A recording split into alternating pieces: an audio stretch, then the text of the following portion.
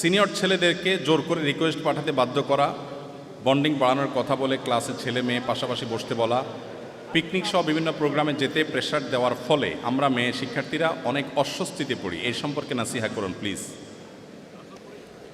শিক্ষা প্রতিষ্ঠানগুলোতে এ ধরনের অনাচার অনেক ক্ষেত্রে হয়ে থাকে। আমাদের আল্লাহকে ভয় করা উচিত। আমরা মুখে নারী অধিকারের কথা বলি, কিন্তু মেয়েদেরকে অস্বস্তিকর পরিবেশের মুখোমুখি আমরা করে দেই। এটা কি নারীদের অধিকার হলো না অবিচার হলো? অবিচার। এই অবিচার যারা করবেন মনে রাখবেন, একটি জুলুমও নাই যে জুলুমের বিচার কিয়ামতের দিন হবে না। দুনিয়াতে একটা মেয়েকে জুলুম করেছেন, তাকে কোণঠাসা করেছেন, তার মনের বিরুদ্ধে আপনি নানান মুখরোচক কথা বলে তাকে বাধ্য করেছেন কোনো সিচুয়েশনের মুখোমুখি হতে, তার মনে কষ্ট আছে। আল্লাহর কসম করে বলি, আপনি যেই হন না কেন, আপনি যদি কোনো শিক্ষক হন, প্রশাসনের কোনো গুরুত্বপূর্ণ ব্যক্তি হন, কোনো প্রভাবশালী সিনিয়র ছাত্র ভাই হন, আপনাকে কিয়ামতের দিন কাঙ্গালের মতো সে মেয়ের কাছে দাঁড়িয়ে থাকতে হবে। আল্লাহর শপথ করে বলছি, ওই মেয়ে ক্ষমা না করলে স্বয়ং আল্লাহ আপনাকে ক্ষমা করবেন না। পাই পাই করে প্রতিটা জুলুমের বিচার কিয়ামতের দিন হবে। পশ্চিমারা আমাদেরকে শিখিয়েছে ছেলে মেয়েরা মিক্স হতে হবে, না হলে তারা উন্নতি করতে পারবে না। ইডেন কলেজ, ভিকারুন্নেসা, মেয়েদের জন্য বিশেষায়িত যে সমস্ত শিক্ষা প্রতিষ্ঠানগুলো আছে, যুগ যুগ ধরে পড়াশোনার মান অন্য সাধারণ প্রতিষ্ঠান, ছেলে মেয়ে মিক্স আছে সেই প্রতিষ্ঠানগুলোর চাইতে অনেক গুণ ভালো পড়াশোনার মান সেগুলোতে দীর্ঘদিন ধরে আছে, সুনামের সাথে চলছে। রাজনৈতিক কারণে সেখানে বিতর্কের জায়গা তৈরি হয়েছে একটা সময় হয়তোবা, কিন্তু এই প্রতিষ্ঠানগুলোর অতীত ঘাটলে আমরা দেখি সেগুলোর ফলাফল অনেক ভালো। অতএব ছেলে মেয়েদেরকে একেবারে মিশিয়ে ফেলতে হবে, আলু ভর্তা বানায় ফেলতে হবে, ক্লাসের একেবারে বেঞ্চে পাশাপাশি বসাইতে হবে, মিশাইতে হবে, পিকনিকে নিয়ে যেতে হবে। পশ্চিমারা যা শিখিয়ে দিবে অন্ধের মতো সেটা অনুসরণ করা, এটা মেরুদণ্ডহীন কোনো মানুষের কাজ হতে পারে, কোনো ব্যক্তিত্বপূর্ণ মানুষের কাজ হতে পারে না। আপনার মধ্যে যদি মেরুদণ্ড থাকে, আপনি মেরুদণ্ড সোজা করে বলবেন, আমি মুসলিম, আমি বাংলাদেশি, আমার বাংলাদেশের এখানকার কালচার আছে, বাস্তবতা আছে, আমার এখানকার হিন্দু মেয়েও মাথার উপর কাপড় দেয়, মুসলিম মেয়ে মাথার উপর কাপড় দেয়, অতএব পশ্চিমা আইডিওলজি আমাকে গোলালুর মতো করে মিশিয়ে ফেলতে পারে না। আমি পশ্চিমাদের কাছ থেকে জ্ঞান বিজ্ঞান নিব, কিন্তু তাদের জ্ঞান বিজ্ঞান, তাদের তথ্য প্রযুক্তি, এগুলোর পাশাপাশি তাদের যে অপসংস্কৃতি আছে, তাদের যে বস্তা পচা সস্তা কালচার আছে, সেগুলোকে আমদানি করে আমার পরিবেশ নষ্ট করি।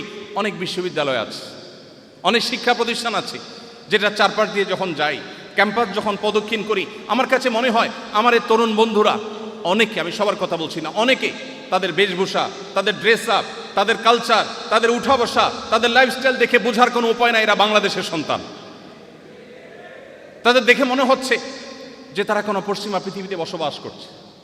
একটা জাতি নিজের কৃষ্টি কালচারকে হারিয়ে ফেলা, নিজের জাতিসত্তাকে হারিয়ে ফেলা, নিজের আত্মপরিচয়কে হারিয়ে ফেলা, এর চেয়ে দুর্ভাগ্যজনক বাস্তবতা আর কি। অতএব আমরা তাদের কাছ থেকে ভালো কিছু গ্রহণ করব, কিন্তু বস্তা পচা সস্তা জিনিসগুলো নয়।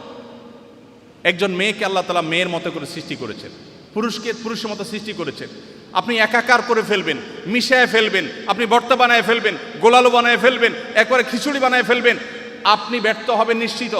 গোটা পৃথিবীর উন্নত দেশগুলোর অনেক ভালো দিক থাকলেও এই জায়গাটাতে তারা দারুণভাবে ব্যর্থ হয়েছে। তাদের সমাজ ব্যবস্থা, পরিবার ব্যবস্থা, তাদের পারিবারিক বন্ধন সব কিছু মুখ থুবড়ে পড়েছে। আজ এই ব্যর্থতার অন্যতম প্রধান কারণ হলো আল্লাহর সিস্টেমের বাইরে যাওয়া। সৃষ্টিকর্তা তৈরি করেছেন দুজনকে ডিফারেন্ট আপনার প্যাটার্নে, সম্পূর্ণ ভিন্ন ভিন্ন প্যাটার্ন দিয়ে আপনি মিশে একাকার করে ফেলবেন সব কিছুতে, আপনি পারবেন না এবং করতে যাবেন আপনি ব্যর্থ হবেন। অতএব প্রতিষ্ঠানে, শিক্ষা প্রতিষ্ঠানে যদি এরকম করেন, শুধু মেয়ে শিক্ষার্থীদের কথা না, অনেক জুনিয়র শিক্ষার্থীদের প্রতি সিনিয়র ভাইরা জুলুম করেন, আছে না নাই? কিয়ামতের ময়দানে এই সিনিয়র ভাইরা কাঙ্গালের মতো, এই সিনিয়র ভাইটা একসময় হয়তো হাজি সাহেব হয়ে যাবে, গাজী সাহেব হয়ে যাবে, লম্বা দাড়ি রাখবে, জুব্বা পরবে, টুপি পরবে, নামাজ পড়বে, তাহাজ্জুদ পড়বে, দান করবে, সাদাকা করবে, হজ করবে, ওমরা করবে, এমনকি হয়তো ওয়াজ নসিহত করবে, হয়তো অনেক বড় বড় লেকচার দিবে, কিন্তু সে কলেজ লাইফে, স্টুডেন্ট লাইফে, সে ইউনিভার্সিটি লাইফে তার কোনো ছোট ভাইয়ের প্রতি অবিচার করেছে, তাকে কোনোভাবে টিজ করেছে, অত্যাচার করেছে, জুলুম করেছে। কিয়ামতের ময়দানে নবীজির হাদিস বলছে, ওই হাজার হাজার ওমরা, হজ, নেকামলের পাহাড় নিয়ে উঠা মানুষটা কাঙ্গালের মতো ওই জুনিয়র ভাইটার কাছে গিয়ে দাঁড়াবে। রিক্সাওয়ালার সাথে দুর্ব্যবহার করেছেন, ভাড়া দেন নাই, কলেজ ইউনিভার্সিটি স্টুডেন্ট, ধমক দিয়ে চলে আসছেন, গালি দিয়ে চলে আসছেন, আপনার হয়তো মনেও নাই, কিয়ামতের ময়দানে দেখবেন চাচা ঠিকই দাঁড়ায় রয়েছে। আল্লাহর কসম, আপনি সেদিন পার পাবেন না। আল্লাহকে ভয় করবো তো ইনশাআল্লাহ, কারোর প্রতি অবিচার আমি করব না, ঠিক আছে তো ইনশাআল্লাহ। আল্লাহ আমাদের সবাইকে তৌফিক দান করুন। আমাদের মেয়েদের অনেক প্রশ্ন ছিল, আমার হাতে সময় একেবারে নেই, এগুলো মেয়েদের প্রশ্ন। ছেলেদের প্রশ্ন আছে অনেক। ছেলেদের প্রশ্ন সম্পর্কে একটা প্রশ্ন পড়ি। ইসলাম সম্পর্কে মাঝে মাঝে কিছু দ্বিধা বা প্রশ্ন মনে আসে, এগুলোর উত্তর খোঁজার সবচেয়ে নিরাপদ এবং সুন্নাহসম্মত উপায় কোনটি? ইসলাম সম্পর্কে যদি আমাদের মনে কখনো দ্বিধা আসে, সন্দেহ আসে, তাহলে বুঝতে হবে যে শয়তান এখানে উপস্থিত হয়ে গেছে। আপনি শয়তানকে সরাসরি কখনো দেখার সুযোগ পান না, কিন্তু কোরআন কিন্তু বারবার বলেছে যে শয়তান তোমাদের জন্য আদু ও মুবিন, মানে স্পষ্ট শত্রু। ইন্টারেস্টিং বিষয়, যে শত্রু জীবনে চোখেই দেখলাম না, কোরআন বলতেছে সেই স্পষ্ট শত্রু। কিভাবে? কারণ শয়তান আপনি না দেখলে কি হবে, চর্মচক্ষু দিয়ে না দেখলে কি হবে, আপনি একটু খেয়াল করলে দেখবেন প্রতি মুহূর্তে আপনি শয়তানের উপস্থিতি আঁচ করছেন, অনুভব করছেন, একেবারে স্পষ্ট। না হলে খারাপ কাজ করতে কখনো খারাপ লাগে না কেন? ভালো কাজ করতে কেন খারাপ লাগে? খেয়াল করে দেখছেন? ফজরের সময় নামাজ পড়তে এত কষ্ট হয় কেন? ওই সময় একটা আকাম করার কথা বললে তো এত কষ্ট হবে না? কি বলেন? মানে এখানে কেউ একজন কাজ করছে, তো এই জন্য আপনার মনের ভিতরে যদি বাজে চিন্তা আসে, আপনি বুঝবেন যে শয়তান উপস্থিত হয়েছে। এক সাহাবী এসে বলেছেন, ইয়া রাসূলুল্লাহ, আল্লাহ সম্পর্কে আমার মনে বাজে চিন্তা আসে, আমার কি ইমানের কোনো ক্ষতি হবে? নবীজি বলেছেন, আরে এটাই তো ইমানের আলামত। তোমার মনে যে বাজে চিন্তা আসছে, এটা কেন আসছে? কারণ তোমার এই সম্পদ হরণ করার জন্য চোর হাজির হয়েছে। আরে যে বাড়িতে সম্পদ থাকে সেখানে তো চোর যায়। শয়তান তোমার মনের ভিতরে বাজে চিন্তা আনছে, মানে হলো তোমাকে ইমান থেকে বিচ্ছেদ করতে চায়। তুমি শুকর আদায় করো যে তুমি ইমানদার। আর যে বেঈমান, তার মনে এগুলো চিন্তা আসে না। কোনো বেঈমানের মনে বাজে চিন্তা আসে না, এই লেভেলে বাজে চিন্তা আসে না, এগুলো শুধু ইমানদারের মনে আসে।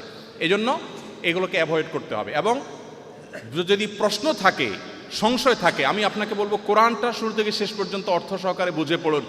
আপনি যদি কোরআন সুন্দর করে অর্থ সহকারে বুঝে পড়েন, আমি পরিপূর্ণ দৃঢ়তার সাথে আপনাকে এই আশ্বাস দিতে পারি যে আপনার মনের সমস্ত সংশয় দূর হবে, আপনার ভিতরে ইয়াকিন এবং বিশ্বাস এটি দারুণভাবে গেঁথে যাবে।